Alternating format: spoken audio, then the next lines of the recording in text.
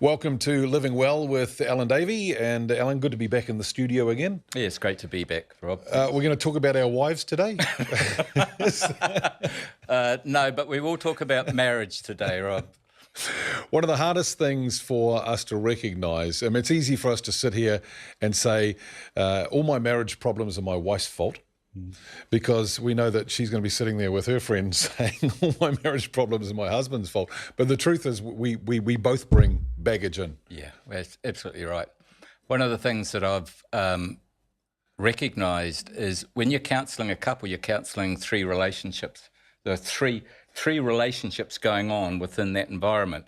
There's your relationship with yourself, your wife's relationship with herself, and then your relationship with each other. Yep.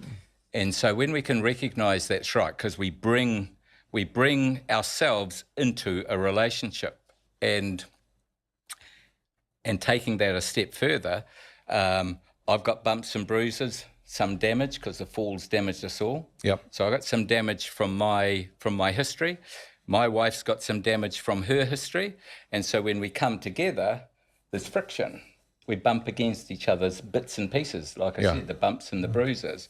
And when we do that, because I said something that might have been hurtful, Ginny thinks I intended to hurt her, whereas it might have just been, I don't know, just the way I relate normally in life anyway, and Ginny wasn't prepared for that. And in fact, there's an aspect of truth to that. I've got 5 brothers, and we're fairly boisterous family. Ginny was from a reserved English family, and so for me to be heard in my family, we had to yell. You had to get loud. Had to get loud. Yep. And for Ginny, loud just meant something was going wrong, because in their family they didn't do loud. Yeah. And so we get married. Within the first couple of weeks of our marriage, I said something to Ginny. I didn't think she heard me, so I just said it louder. She felt taken back by my loud voice. She literally stepped away from me. I thought, okay, I just need to be a bit louder to get her attention. And the end of that So you didn't say it again? I said it louder because I didn't think Ginny heard me. And the end of that was Ginny was in the bedroom with the door shut, and I was in the hallway yelling at her. Right. And she would have thought, who the heck is this on there? Yeah. So those simple little is things it also, can get away. There's also situational things, because, sometimes yelling is a good thing. If you're yelling a warning at someone that look out, that's about to hit you in the head, that's not a bad thing. But it's the way we do things, and again the way we're brought up. You do, I do things one way. Sharon does things another way, which is completely natural for me, but not natural for her. Yeah, that's right. And so I say something which is completely natural and that hurts her because she's taken it the wrong way. Yeah. Oh, see, no, sorry. That put the onus on her then, didn't it? She took it the wrong way. Well, one of the things, if we can learn to say this simple concept, this is simple but not easy. Most things are reasonably simple, but often not that easy. Yep. If in your marriage or any relationship, if someone has said something to you that you feel threatened or offended by, you've got every right, and you should say, excuse me, when you said that to me, I felt threatened. Were you intending to try and threaten me? And often the person will say, oh, no, not at all. I didn't mean that at all. And then you'll be able to reflect back and say, well, it was the person's tone, and that tone reminded me of something else in my own childhood or something like that. Or, worst case scenario, the person might say, yes, I was actually trying to threaten you. And then you say to them, well, I thought in this relationship we're trying to be friends here. Yep. So can we work that one through, please? Yeah. Rather than throwing stones at each other. And so sometimes we might not realise that we were, if you use the threatening example, sometimes until it's thrown back at us, you go, actually, yes, I was. Yeah. I don't intend to threaten you, but actually, yes, it was. Yeah. And those are the key moments to be able to say, okay, we're meant to be lovers, not fighters. Yeah. Lovers wanting the best for the other. One of the best lines I've ever heard on love was that line, and I flipped it a little bit. Lovers wanting the other to thrive. Love is supporting the other to thrive. Yeah. So if I'm supporting Ginny to thrive and Ginny's supporting me to thrive, then that's a pretty good place to have a relationship from. And so anything that's getting in the way of that, let's deal with it, please. So I think the correct response to that, if I use Cliff from Cheers as an example, is what colour is the sky on your planet? Right. Because that's a nice ideal, but how often is that going to happen? Well, it should happen. It should happen. Yeah, so we should be able to do that. They say that the 3 hardest words are I love you, and I get that. I think the next 3 hardest words are I am sorry, and we can all get that. But I actually suspect really the 3 hardest words are can we talk? Because can we talk then makes me vulnerable to you. Yeah, yeah. But we're meant to be. There's I like my lines, as you know, Rob. What's the line that I like? There's no intimacy without vulnerability. Yeah. So if we're wanting, and I'm not talking physical intimacy, if we're wanting emotional intimacy, we actually need to become vulnerable. Yeah. But sorry for cutting in, Rob. Here's the thing. If I've got broken bits and pieces in me, hurt bits and pieces in me, and so inside my soul I've gone like this to protect me from those hurt bits and pieces, and Ginny's trying to get close to me, and I'm not wanting to be vulnerable enough because I don't know if I can trust her or I haven't dealt with it myself, then we have some problem. I think we've talked before about like having a fishing hook or a barb in your arm or somewhere, and you lash it down. And so because you've bandaged it over and you've lashed it down, it doesn't hurt unless you bang it into something, but it's still there.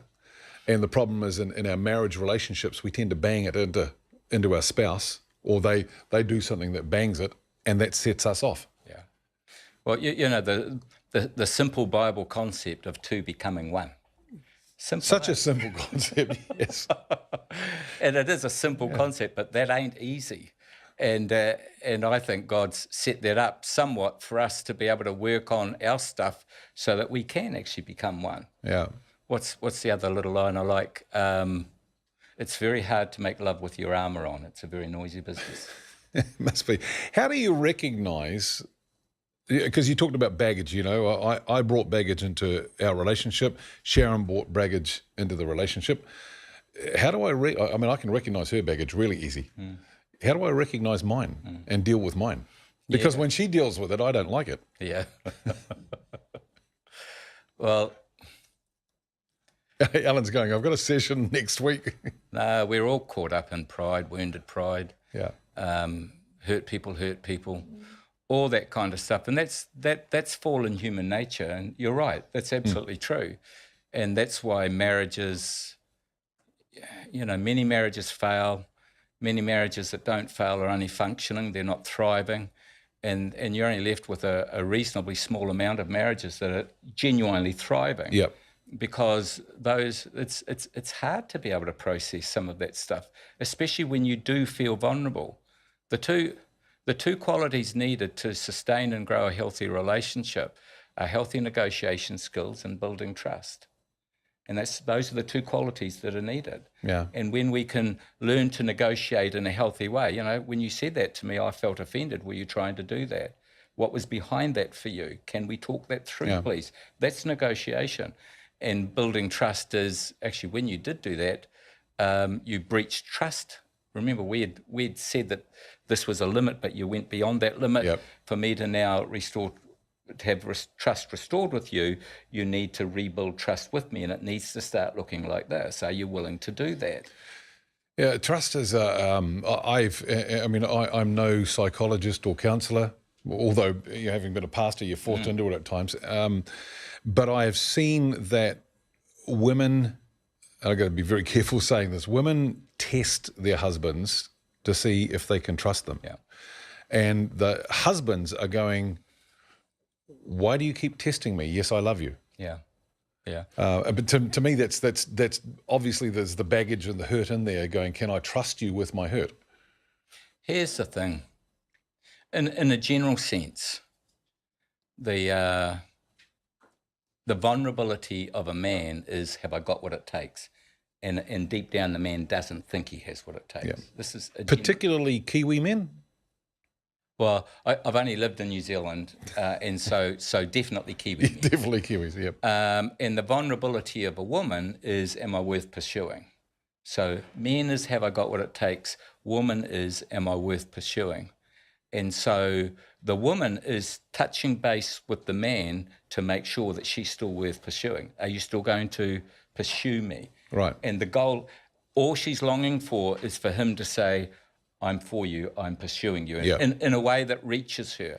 And the vulnerability of a man is, have I got what it takes? And so when the woman poses a challenge, the idea of the challenge is for the man to respond well, positively to that, so the woman feels affirmed. Unfortunately, when the woman poses a challenge on the man feels threatened because he doesn't think he has what it takes. Yeah. So this is a generalization. And so we revert back a bit because you're trying to protect our hurt bits. Yeah. And then the woman thinks, well, he's not stepping towards me to rescue me, to hug me, to affirm me. And so she gets upset and makes him feel more upset. And It just goes on and on and on. There's the division. Like, if you keep testing me, no, I'm not going to want to pursue you. Yeah. Just trust in me. But that's that trust thing that's been broken. Well, I don't know if I read this once upon a time in one of these sessions, but I'd just like to read this again. This is almost like, sounds like we set this up as a segue, which we didn't, but I did have it here just in case. This is an article I wrote on trust. Yep. For our local newspaper. Put it out a year or two ago. So this just helps explain this concept of trust in regards to a significant relationship. And for us, we're talking about marriage to becoming one. Over the years, I've helped build a house or two. One of the things that this has shown me is just how much time and effort go into preparing the foundation for the house to sit on. You also realise that if you don't do the necessary groundwork, then in time, cracks in walls and floors may appear. Poor workmanship, shortcuts, and inferior building materials will compromise the quality of the final product. It's not hard to see this as a good analogy for developing a secure, long-lasting relationship. Like the building process, if we don't put the effort in the beginning, then down the track, if not sooner, issues or cracks compromising the strength of the relationship will show up. One of, if not the most important materials needed in forming the foundation for a strong and healthy relationship is trust. Imagine having a relationship with your partner where you're able to share the deepest issues of your soul, your deepest hurts and fears, hopes and dreams, and know you are safe.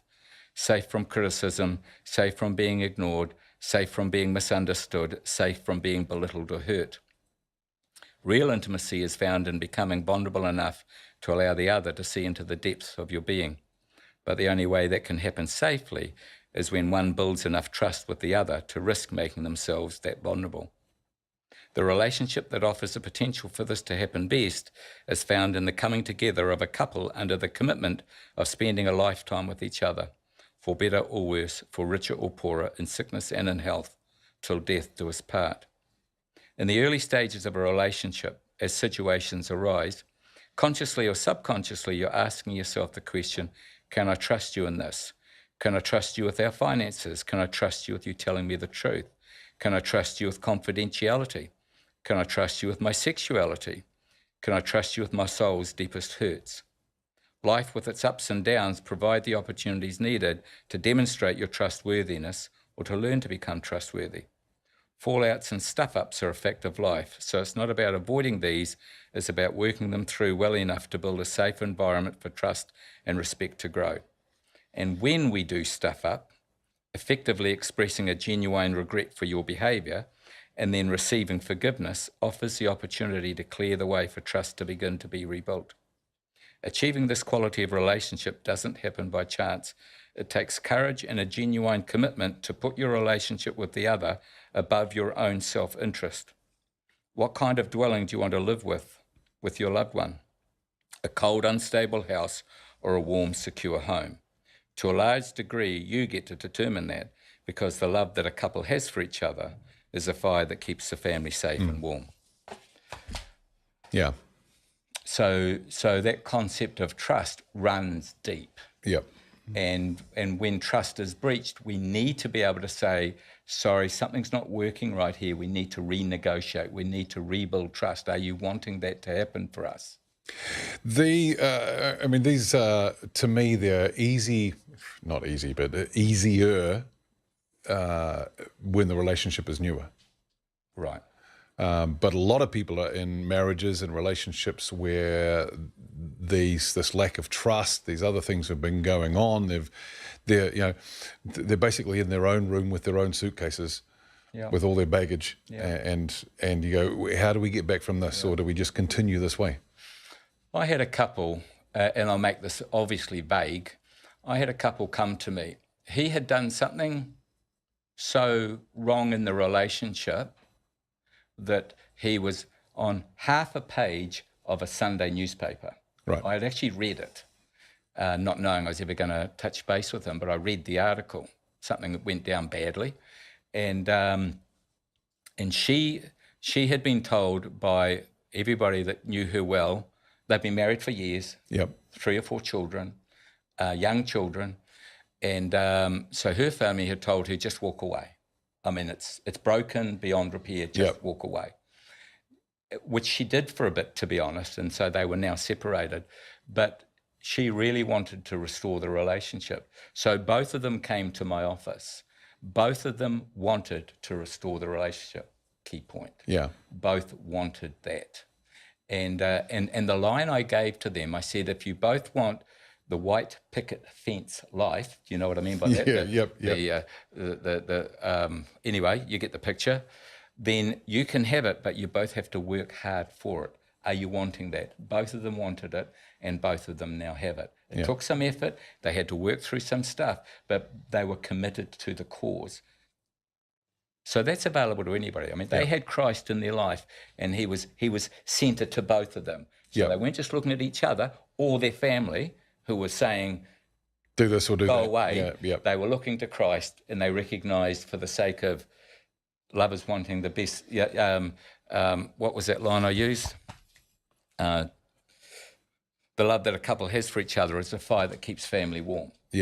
So they wanted their family to have that security, and they knew that that was up to them to come together, not just to come together, but to becoming one. And they had to start that again. And they literally went back to some issues that had caused problems in the beginning that they had papered over the cracks. You know, and those problems became major issues. I mean, there are things in our lives that we can shelve. I mean, theologically, we do that all the time. You come across something in the Bible, you go, actually, I have no idea what that's. So you just stick it on the shelf. You go, God will deal with that later. But in a relationship, if you do that, you end up putting lots of stuff on the same shelf. That's right. And it's, and if it's a warehouse shelf, it's going to, Well, the other line is, if there's, the elephant in the room, if there's lots of elephants in the room, there ain't no place to dance, is there? We got to get, and elephants leave big messes, Rob. Yeah, they do. And so let's start dealing with them. And why not one at a time? Why not say, no, I actually want this to work. Do you want this to work? Let's just work towards making that work. What's the hardest thing from your experience, the hardest thing for a husband or a wife to actually go, yes, I do want it to work? Oh, pride. For a man, it is absolutely pride. Yeah, that is my experience. For a woman... Like pride, it's not my fault, it's her fault. Yeah, that sort of thing. Not willing to go for help. Not willing to own my stuff, being held up and wounded pride. That's what I've noticed. If you say what's the hardest, there's others. For the man, I think there is the aspect of pride. I think for a woman, it's she's. Please, everybody out there, don't take this. Don't crucify me on this one. But a woman is desperate to try and get heard. And so they think, oh, well, if I just keep on going on and on and on, maybe eventually he'll hear me. And the man thinks, for goodness sake, don't keep on going on and on and on. And so he shuts down from that. She amps up from that, because all she's wanting is for it to work, but she's going about it the wrong way. Yeah. There's that video, the nail in the head. Yeah, I like that. And it's so accurate. It's just, because blokes just want to take the nail out, but for the women, it's the nail's not the problem. It's the it is the communication, the talking, the. It's interesting, isn't it, that male and female are significantly different. Somewhat, yeah. Not just physiological; they are significantly different. and harnessing both together is a good thing. Yeah. And that's a God thing. He's wanting men to become more open to their inner self, and he's wanting women to support the men well enough to help them do that. Those sorts of things. But there's tensions. Yeah. You touched just with that support word, because that touches on something, particularly in the Christian marriages and relationships, is the whole thing of the woman being created as the helpmeet for the husband. My take on that, and again, I'm going to almost quote what Ellen just quoted before about not crucifying me on it, is that God gives the man a task. He gives him a role, and he's created the woman, brought the woman along to help the man fulfill that role, and the woman will be fulfilled in doing that. Try saying that to a woman, and you will hear something different. But how much does that play out in a Christian relationship or a Christian marriage where these problems are going on? Yeah. I come back to the line I use, that true love is the commitment to help the other to thrive. That's what love is. And so what's getting in the way of that?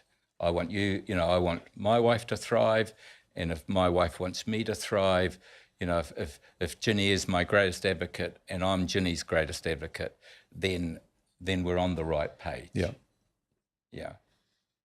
Don't know whether that answers it. Was that a bit political? I don't know. But I still believe beautifully that's political. True. Yeah. Yeah, that's just fundamentally true. I remember listening to it wasn't Alistair Begg, it was another Alistair, but it was in an audio book on marriage, and he said that God had spoken to him very clearly about his wife. He says, your wife is a believer. And he goes, yes, that's right. He goes, that makes her my daughter. Yeah. Yes, that's right. He says, that makes me your father-in-law. Yeah. How are you treating my daughter? Amen. I've used that on couples before, and the opposite way around as well, as of course, Yeah. It makes the father as the daughter's, whatever it was, yeah. The other way around. Still her father-in-law. Yes. Yeah. Yeah, that's right.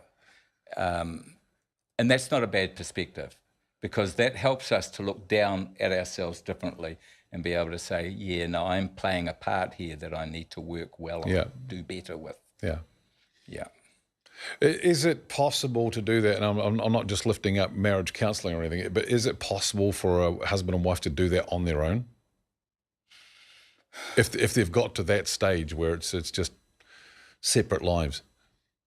No, I don't think it is, because we're the man's held up in wounded pride. The woman is just so frustrated because she hasn't been able to get across what she wants to, and she's going about it in a way that's not working. And so they need to go somewhere to somebody that has the tools and the skills and the insights to help them do that better. So when the marriage is fairly broken, then I think that there is help that's needed. Yeah. And if we're talking about Christian marriages, can we get that from a non-Christian counsellor? I think you can, Rob, because it's the truth that sets us free, and it doesn't matter who gives you the truth as long as it's the truth. Yeah. You know who said that? The Dalai Lama. What did he say? He said if the truth is the truth, it doesn't matter who said the truth. Right. Yeah, well, a donkey spoke the truth, didn't he? That's true. To Balaam. So by a god, of course. So I still I think from that point of view, yes, you can, but why not? Why not go for the best? Yeah. The best possible scenario, which is a wise Christian counsellor. Yeah. If we're talking about baggage, there's different types of baggage. I mean, if I fly somewhere for a weekend, I'll take my laptop bag and a carry-on. That's about it. If I'm going for a cruise, which would be very, very nice, I'll be taking a couple of suitcases. When we come into relationships, there's different amounts of baggage, and I can imagine there are some suitcases that are more important to deal with first. Yeah. I love doing pre-marriage counselling. It's one of the highlights for me, because my role there is for the couple that I'm supporting, is to lift up a rock and see if something crawls out. Because if there's something under the rock, guarantee you at some point it's going to crawl out, and they won't know how to deal with it. And so I lift up a rock, see if something crawls out. I had a couple a little while ago come to me, pre-marriage counselling, and I'll make this a very short story. In the course of our conversation, she said to me quite timidly, quite quietly, she said, "I'm not enough." Meaning she didn't think she was enough. Right, for him. For him. Yeah. Or even as a person, I'm not enough because of her baggage, significant baggage. And I was able to help her realize that I said to her, if you believe you're not enough, the two most important things to sustain a good relationship are healthy negotiation skills and building trust. If you believe you're not enough, you will not be able to negotiate with your man. And he will feel, he will either do one of two things. He will lord it over you and become too powerful, or he'll be frustrated because he's wanting a deeper relationship. And I said, because you believe you're not enough, you're going to accept something you shouldn't have accepted, and he will breach trust with you, and you will not know how to tell him he's done that. So healthy negotiation skills and building trust fall down on you believing you're not enough, and that's even before you're married. So you must be able to work that through. And so we unpacked that, and it ended very well. She still needs to apply all that to her life. But it was great that he was in the room, and both of them teared up because he recognised her wound. So now he's an advocate for her, and she recognised he was there in support of him. So she was able to become more open to him in that arena. So they've got every chance now of making something work. It's so much easier, as you say, pre-marriage than post-marriage. Yeah, it is. Yeah. Do you carry on with the couples you do pre-marriage counselling with? Do you carry on after the wedding for a few weeks or a few months? I'm available to them after that. Because we might think, oh, we've been to Alan, we did that 6-week course with Alan, we got the rings on now, we don't need them anymore. No, I have people coming back. That's one of the things I like about it. I built a bridge where they